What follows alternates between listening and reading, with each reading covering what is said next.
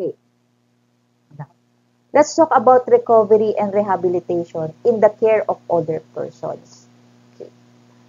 So, itong recovery and rehabilitation play a very important role in helping older adults regain or improve their physical, cognitive, and social functions after experiencing illness or after experiencing injury or when they experience a functional decline.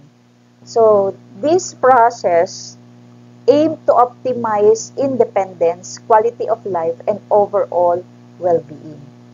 Ano ba yung mga key components of recovery and rehabilitation? Balik ulit tayo dun sa unang-una, assessment. Napaka-importante. Kasi yung comprehensive evaluation of the older person's physical, cognitive, and functional abilities is very important for us to identify specific needs and we can set our goals and objectives. So when we set our goals, we establish individualized goals that are achievable and meaningful to the older adult. Hindi lang kung ano yung madali para sa atin. Okay, yung therapeutic intervention is where we utilize a variety of therapeutic modalities, including physical therapy, which is focused on improving physical strength, mobility, and balance. Occupational therapy, which can address activities of daily living, such as yung dressing nila, bathing, at saka yung meal preparation. Speech therapy, which can improve communication, pwede rin yung sa swallowing nila and cognitive functions. While cognitive rehabilitation is enhancing cognitive abilities such as memory, attention, and problem solving. Okay. Now, assistive technology is utilizing devices and equipment to support independence and functional abilities. Supportive services is providing assistance with daily living activities, transportation, and social support. Okay. Benefits of recovery and rehabilitation is geared towards improvement of functional abilities because there will be regain or improving physical, cognitive, and social functions on the older adults. Okay. It enhances independence by increasing self-sufficiency and reducing reliance on others. It can improve quality of life by enhancing overall well-being and satisfaction with life. So, it can also help reduce risk of being institutionalized by delaying or preventing the need for long-term care. It increases participation by facilitating social engagement and participation in community activities. Okay, ano yung mga challenges and considerations natin pagdating sa recovery and rehabilitation?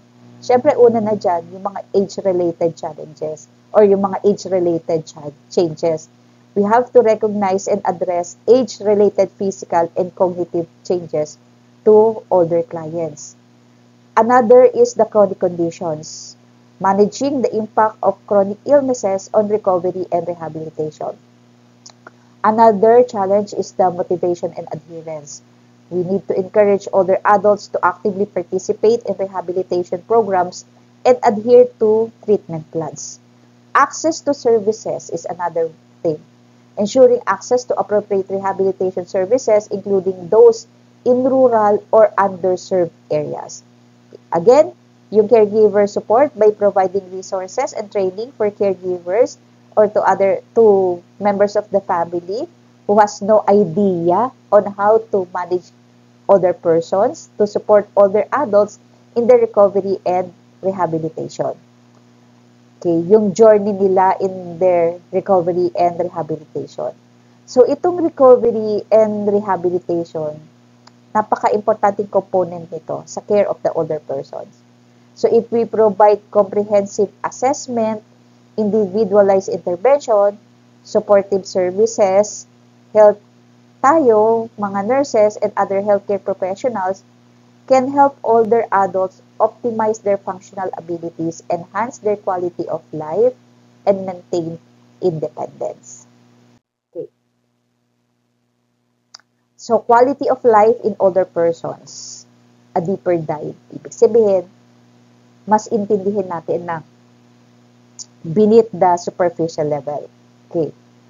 In older person, okay, or yung quality of life in older person, nagiging complex na tong concept na to because it covers various dimensions of well-being. And it is influenced by physical, emotional, social, spiritual, and environmental factors. Okay. So let's talk about physical health and quality of life. Okay. Talking about chronic disease management, ang effective management of chronic conditions like diabetes, heart disease, and arthritis can improve quality of life among other adults. Pain management is also included kasi if we address pain effectively, okay, it can impact mobility, it can also promote quality sleep and rest, and promote overall well-being among older patients or older adults. Nutrition and dehydration is another strategy in the promotion of quality of life if we talk of physical health and quality of life. So nutrition and hydration.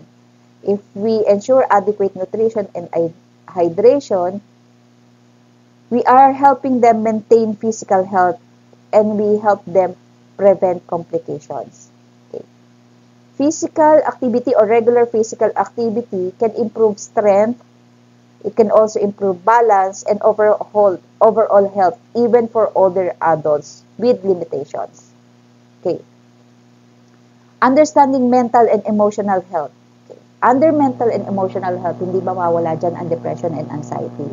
So we need to address mental health concerns such as depression and anxiety. This is very important in the care of older adults' well-being. Cognitive health is another concern under mental and emotional.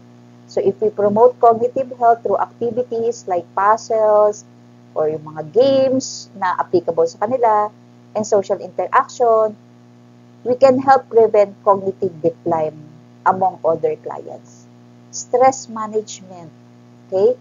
So is another thing to consider under mental and emotional health. Teaching them stress management techniques such as yung mindfulness and relaxation exercise can improve their emotional well-being. Okay. The next area to consider under promotion of quality of life among older adults is the social and environmental factors. By maintaining social connections and by fostering social relationships and connections, we can provide emotional support, reduce loneliness, and enhance overall well-being of the older patients. Okay. Maintaining community engagement through encouraging participation in community activities and events can also promote a sense of belonging and purpose. Helping them for in-home modifications, making necessary modifications to home environments such as installing grab bars or ramps can improve safe and independence among other clients. Now, environmental factors, we consider factors such as noise pollution, air quality, and accessibility, which can also impact quality of life among older adults. Okay. Next is the spiritual and existential concerns, the meaning and purpose of life. By addressing spiritual and existential concerns, we can provide a sense of meaning and purpose that is very essential, especially in the latter stage of their life. Now, end-of-life planning is giving support to older adults in making advanced care directives and discussing their end-of-life wishes, which can provide peace of mind to older patients. Now, what can be the strategies for enhancing the quality of life?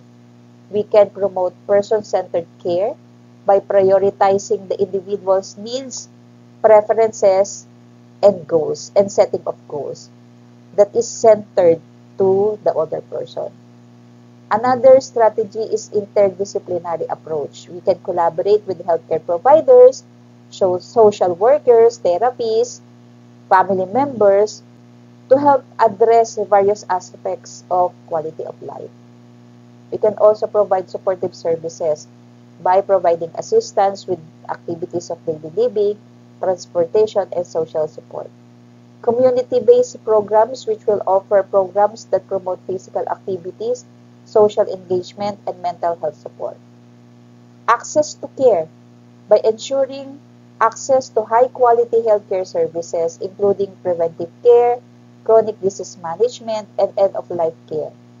So by addressing these multifaceted dimensions of quality of life, we and other caregivers can again help older adults live fulfilling, independent, and meaningful life.